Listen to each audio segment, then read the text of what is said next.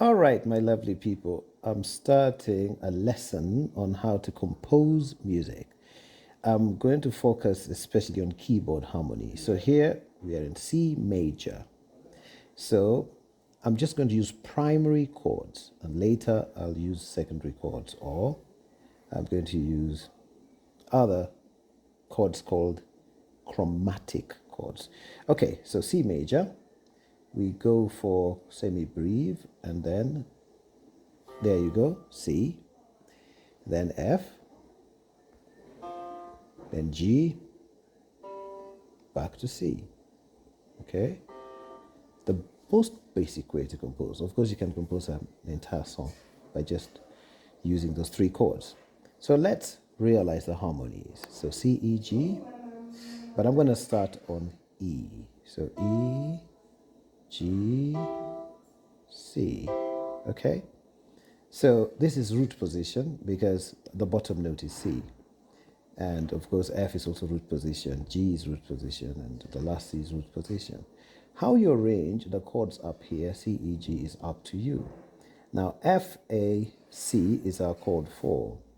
So please make sure you don't move too much on the right hand. This is your right hand, this is your left hand. Don't move too much. So let's go to F, A, then C. You notice the top C is repeated. By repeating notes that are shared or common notes between the chords, you avoid making mistakes with your intervals. Remember, avoid consecutive fifths. They make the music sound too dominant. Okay? We need spices when composing. Then we go to G, B, D. So now, I'll probably want to make this chord 5 a dominant 7th chord. Okay? The tension the 7th brings makes the resolution to C much sweeter. So let's keep the F, and then G. F is the 7th. Okay? Then B, then D. Okay, there you go. And then back to what? Back to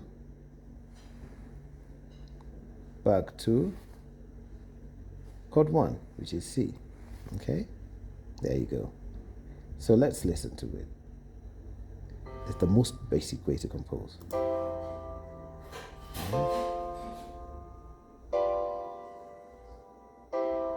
Beautiful. Okay, let's make it a bit more sophisticated. So the first thing I'm going to do is turn all these semi-breves into minims. First thing I'm going to do, okay? Because I want to introduce something called 2-5-1 rule. 2-5-1 rule is used a lot in jazz, but it also applies in any other style of music. So the last 2 beats of the bar will be our 2-5, and then 1 will be the next bar, okay? So F major becomes a key of its own, G major becomes a key of its own, and C major becomes a key of its own. So the third beat and the fourth beat. I earlier said second beat, but I meant to say third and fourth. The third and fourth beat will be our chord 2 and chord 5 of the next chord. So chord 2 of F major is G minor. So I'm just going to key in using crotchets. Okay, G, and then chord 5 will be C. See that? G minor, C major. I'll put the 7th, okay, when I'm inserting the chord. So G, again, we will use the 7th, which is F, and then G, then B flat. Remember, G minor has a flat on the B flat, then D. See that? Then C major. So we're going to go back to E, G, with its 7th, B flat, and C, if you like. Since C is already at the bottom, you may choose not to put it in. But I'm just giving you all the information for your benefit. So this is chord 2, chord 5 of F. So that is 2-5-1 rule. We're going to do the same thing here. This next chord here is a G seventh chord. So chord 2 of G is A minor. So we're going to have A. Chord 5 of G is D major. Okay? 2, 5. Right. So A minor, we'll have our E there. G, which is the 7th, then A, then C. Chord 2 sounds nice if you put a 7th to it, a minor 7th to it. And chord 5 sounds nice when you make it a dominant 7th. Okay? Dominant meaning 5, and 7th meaning the 7th interval from the root, which is the D. So we're going to have our F sharp, which is the third from D, D, F sharp, A, C. F sharp, A, C, and D. Okay? So 2, A minor, 5, D major, 2 R1, which is G. So every significant chord is treated as chord 1. That's why I told you it's treated at its own key. That's the reason why you have an F sharp here, because we're approaching G. G major is an F sharp. Earlier we had F major, and F major is a B flat, you see. So you wonder, well, when C major, where is the B flat and F sharp coming from? Those are the dominant, the second and the dominant, the supertonic and the dominant of the next chord. So we are going back to C. So what do we do here? We, I think I shouldn't have turned the last chord into millions, but it's all right. I'll introduce something beautiful there. So what is chord 2 of C? It's D minor. So key in D there. What is chord 5 of C? G major. Remember, it's 2, 5 of the next chord. So let's put the keys in. D minor, so that there you have F, A, C, which is the 7th, and D. C is the 7th and D, okay? Remember, on your right hand, avoid too much movement so that your voicing sounds correct.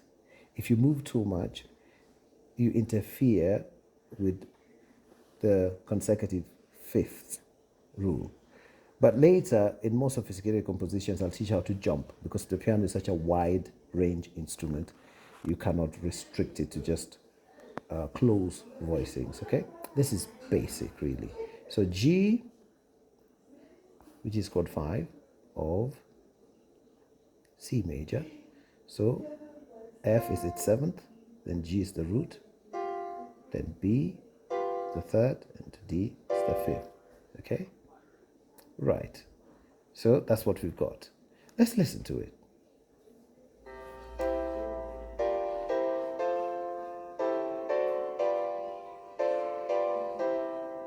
Beautiful. Now, I'm just about to finish this composition. It's just 4 bars. Basic introduction to using primary chords. Chord 1, chord 4, chord 5 to compose a piece of music. Okay? So we're going to use something called a turnaround. In this particular case, I'm going to use a turnaround is a series of chords, or a group of chords that enable you to turn around with the aim of going back to the beginning of the music. Okay? So at the end of that phrase, you turn around and go back to the beginning. One of them is chord 3, 6, and 2, then 5. 3, 6, 5. So here, I'm going to turn this to a crotchet so that I can have space to insert the 3, 6, 5. Okay? So what is chord 3 in C major? Chord 3 is E. So it becomes E, G, B. G, B. Okay? Then chord 6 is what? A minor. So that will be E. Let's make it a 7th. A 7th. So G becomes the 7th, then A, and then C, and then of course chord 5, okay? Chord 5 is G, so G there, G major, so with the 7th, F is its 7th, then G, then B, then D, okay? So 3, which is E minor, 6, which is A minor, and G, okay, which is G7. So that's called a turnaround. E, A, G. Or you say 3, 6, 5. Okay? Okay? You can also do 3, 6, 2, 5, 1, so that you have 2, 5, 1 rule. Maybe that's what we should do. So in that case, we'll use quavers, okay? So let's turn this to quavers. You see how the music just develops from a very basic thing? Okay, so I'm going to turn this to chord 2. Yeah? Chord 2 is A. Chord 2 is what? D minor. Okay, then I'll move this chord here. I'll move this chord to D minor, okay? All right. So I have D there. Then I make that F. Then I remove that flat, okay? You don't need to delete, you just rearrange the notes. So D, F, A, that B becomes a C, okay? And then we use, so now this is 3, 6, 2, 2 is D minor, and then 5, which is G. So I key in G, and then we have, keep the D there, F, which is the 7th, then G, then B, good. So you have your 1, 3, 6, 2, 5. But in quavers, let's hear it. 4, 5. Okay, so we need to put a repeat bar there, because being a turnaround is supposed to take us back to the beginning. Okay, listen to that.